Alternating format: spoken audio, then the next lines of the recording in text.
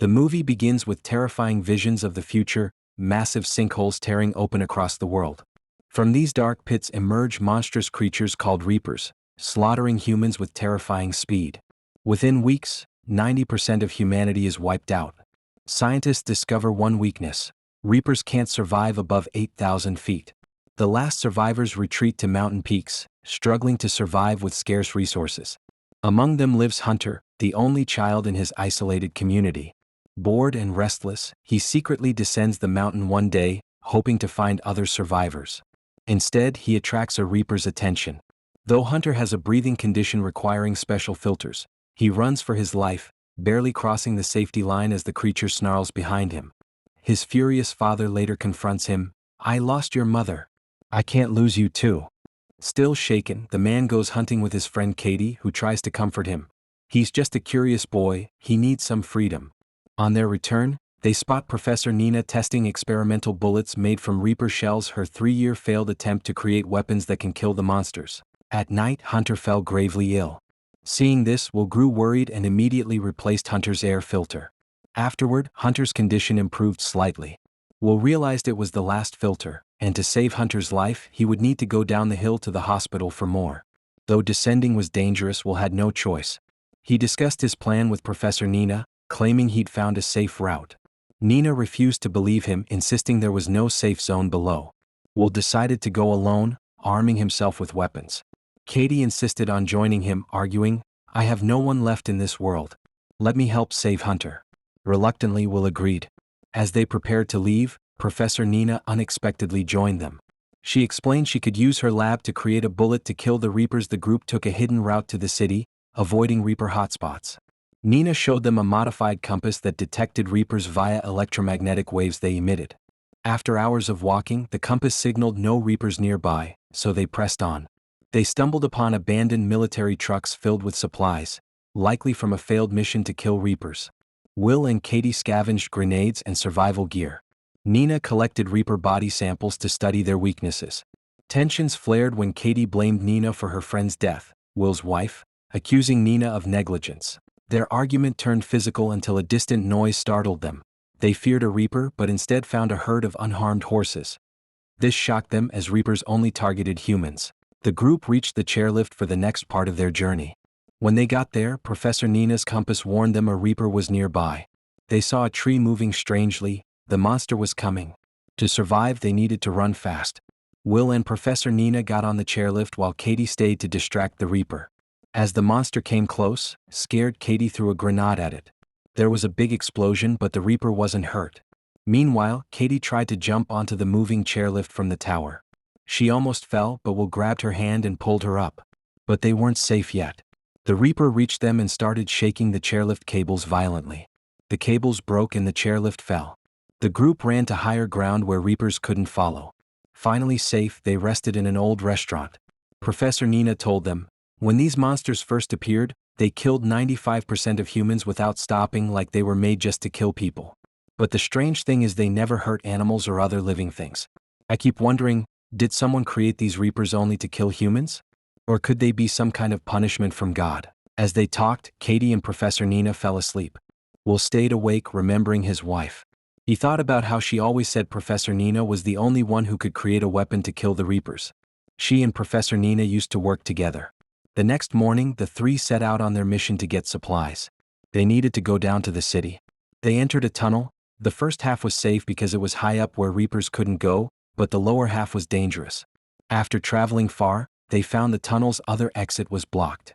They had to take a different path with small stairs, a shortcut no one had used in years. The place was full of chimps and bats that attacked them. Finally reaching another tunnel, they discovered a Reaper waiting there. Quickly they covered their headlamps so it wouldn't see them. But the Reaper still sensed their presence. They started running for their lives. While running, Katie threw a grenade behind them.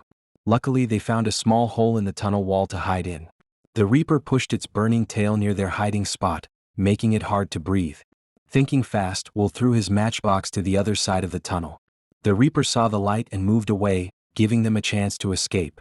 The group tried to escape through the other side of the tunnel, but the Reaper blocked their path with the matchbox again. Will barely escaped the attack. In her hurry, Katie ran ahead into another tunnel, where a second Reaper waited. This time, the monster showed no mercy and killed her.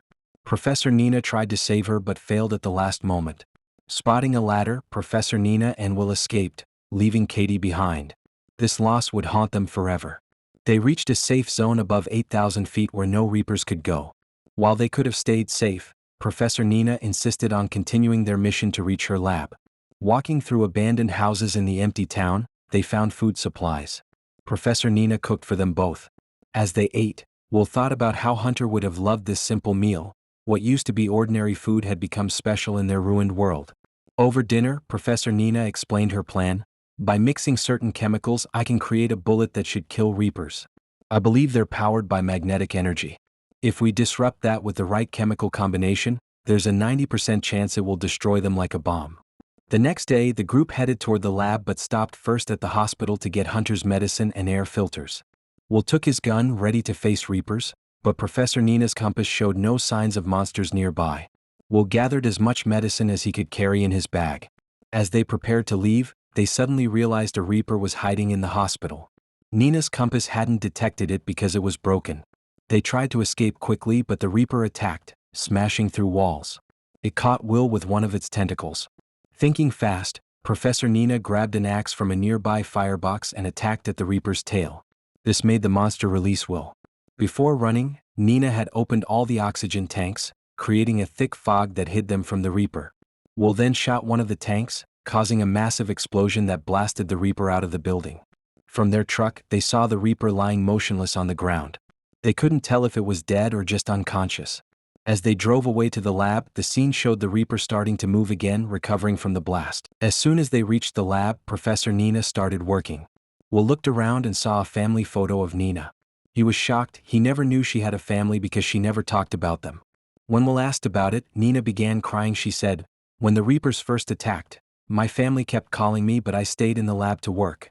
Because of that choice they died, and I survived." Will became emotional hearing this. Nina continued, "That day changed everything. Now I'm determined to destroy these monsters." She turned and fired a test bullet at a Reaper scale, but nothing happened. The bullet wasn't ready yet. "Go back to Hunter," she told Will. "He needs his medicine. I'll keep working on the bullet." Will agreed and left. Meanwhile, Nina worked so hard that she didn't notice a Reaper approaching her lab. When she heard its sounds, she suddenly realized which chemical mixture might work. She quickly mixed the new formula and created a fresh bullet. On the road, Will was speeding home when his car hit a rock and crashed. He passed out. When he woke up, he heard a Reaper nearby. Desperate to escape, he broke the car's mirror and crawled out. As he ran, the Reaper closed him, until suddenly a gunshot rang out. The new bullet killed the Reaper instantly. The shooter was none other than Professor Nina, who had successfully created a new bullet that could kill Reapers.